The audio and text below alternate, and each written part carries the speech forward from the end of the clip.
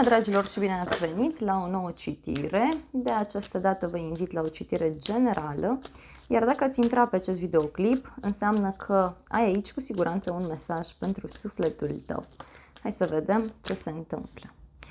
Voi analiza relația dintre tine și o anumită persoană sau relația dintre tine și ceilalți la modul general vorbind. Să vedem ce ți se rezervă pentru următoarea perioadă. Energia generală este arcana majoră, moartea. Aici poți avea o legătură cu zodia Scorpion. 9 de monede, asul de bâte.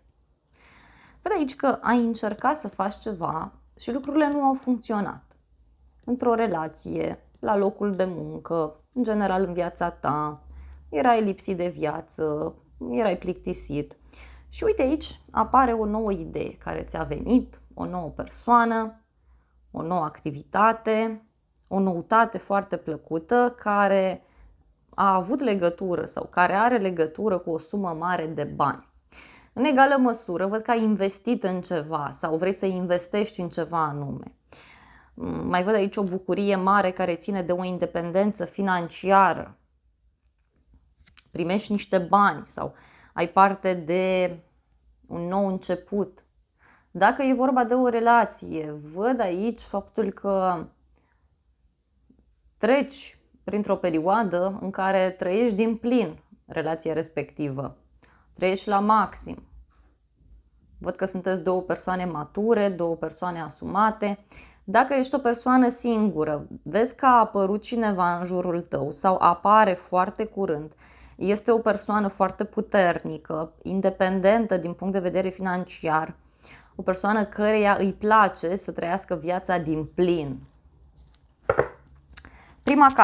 Prima carte este 10 de cupe. Uite, treci printr-o transformare foarte mare legată de familie, legată de casă. Ai un ideal. Parcă simt aici că treci într-o altă etapă a vieții tale, mult mai frumoasă. Se așterne liniștea între tine și cineva anume, în casa ta, în viața ta. O legătură văd aici cu o persoană foarte sensibilă. Parcă totul, nu știu, ți se pare perfect sau urmează să fie așa. Uite, o legătură aici cu zodia Rac, văd. Dar pentru alții e clar aici că apare o noutate foarte plăcută. Văd o relație foarte plăcută pe care o ai cu o persoană. Uite, e cineva aici care este sincer, poate e vorba de un bărbat, mai văd un prieten care are gânduri foarte profunde față de tine. Este o persoană care te așteaptă, care ține la tine, care te iubește, poate e cineva din familie sau e o persoană din jurul tău. Mai văd un bărbat care are niște probleme cu o femeie, dar care ți este fidel sau care ți este alături. Treci printr-o perioadă de încheiere. Nu știu, ai rupt ceva, ai încheiat ceva sau urmează să se încheie ceva și văd aici clar foarte mult noroc pentru tine. Ai multă susținere. În mintea ta, diavolul, o legătură cu un Capricorn. Văd că ești foarte pasionat de ceva anume, ești o persoană care imediat se face plăcută în cercul de prieteni, însă văd aici că totuși încerci să duci o situație într-o anumită direcție care să-ți fie ție favorabilă. Mai văd și niște frici pe care le ai sau niște probleme în alte cazuri. Parcă ai cheia inimii celuilalt, ai cheia inimii celorlalți. Așa cum ți-am zis, ești o persoană care foarte ușor se face plăcută de către ceilalți.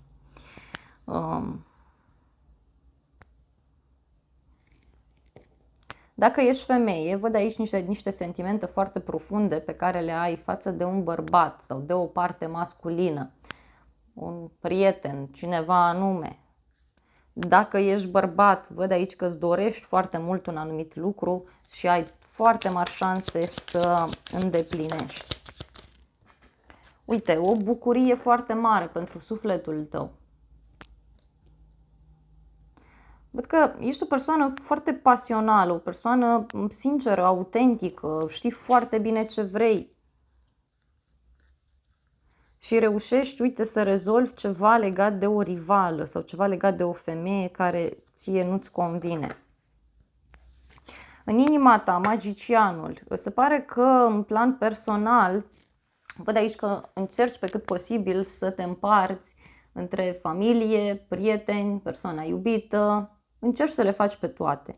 Însă în egală măsură, pentru alții dintre voi, văd că ori te simți manipulat într-o situație, ori încerci tu să-ți rezolvi anumite probleme personale cu ceea ce ai la îndemână.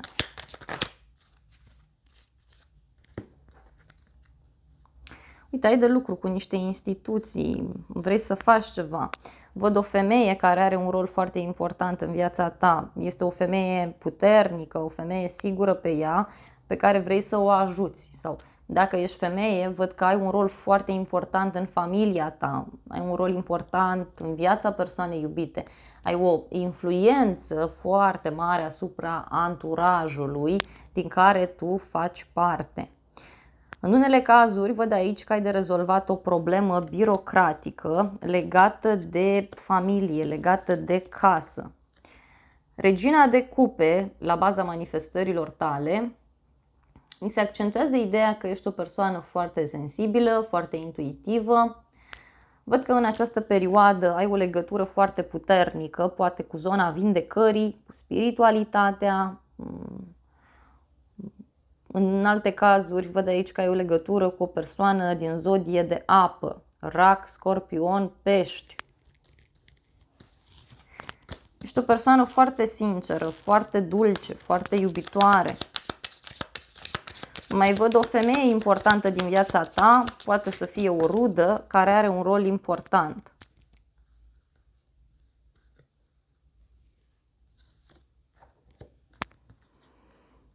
Uite, studiezi ceva pentru sufletul tău, analizezi ceva, parcă te pregătești să-ți transformi viața radical. Cu toate că ești o persoană care ai putea să manipulezi, ești o persoană care ai putea să faci multe lucruri negative, însă tu văd că alegi să faci totul extraordinar de pozitiv. Alegi să faci totul într-un mod cât mai benefic. În egală măsură văd că simți ceva în neregulă legat de o femeie, însă rezolvi lucrurile. Tu ești magicianul perfect. Uite, rezolvi o parte negativă, da? Prin iubire, prin știința, prin inteligența de care tu dai dovadă. În exterior avem judecata. Cineva abia așteaptă să te revadă, abia așteaptă să te țină în brațe, să discute cu tine. Dar văd aici și o revedere de care ai parte împreună cu o persoană foarte dragă ție. Primești un răspuns important, îți faci vocea mai auzită în alte cazuri.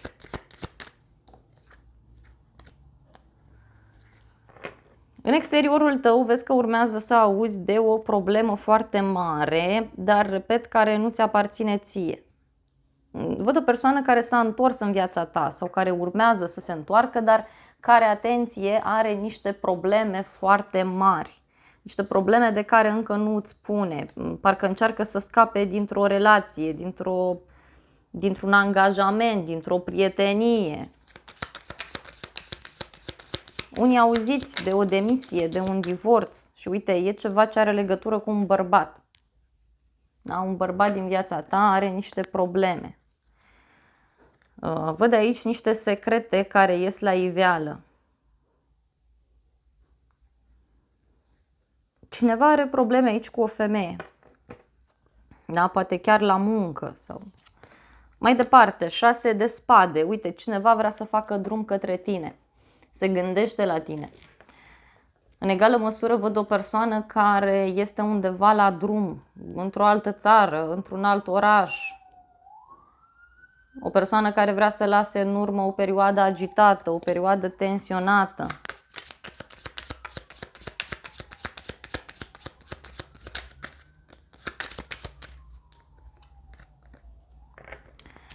Uite, cineva abia așteaptă să facă o călătorie împreună cu tine. Vin persoane către tine, primești musafiri sau soarele, uite, iar e vorba de un bărbat. E cineva care atunci când te vede parcă îi se luminează viața, îi se luminează mintea. O întâlnire văd aici la o vreme de zi cu o persoană foarte dragă ție, însă în egală măsură văd că ai un rol foarte important în viața unor rude care sunt la drum de tine, deci sunt într-un alt oraș, într-o altă țară. Uite, cineva vrea să plece. E o persoană manipulată, e o persoană decepționată, o persoană care are probleme. Însă, pe de altă parte, văd aici pe cineva care ascunde foarte bine anumite probleme pe care le are față de tine și dacă simți tu că ceva nu e în regulă cu persoana iubită, ar fi bine să-ți asculți intuiția că ai tu câteva informații. Ultima carte, 5 de cupe. Văd o persoană supărată aici, o persoană care se uită doar spre trecut, cineva care a pierdut ceva, poate chiar este o persoană de la distanță pentru unii. În alte cazuri văd pe cineva căruia este dor de tine.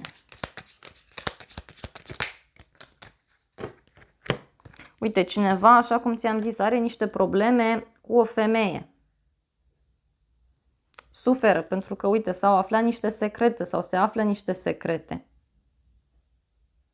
E o problemă legată de niște acte sau de o firmă, de o instituție, deci e o persoană aici puțin supărată.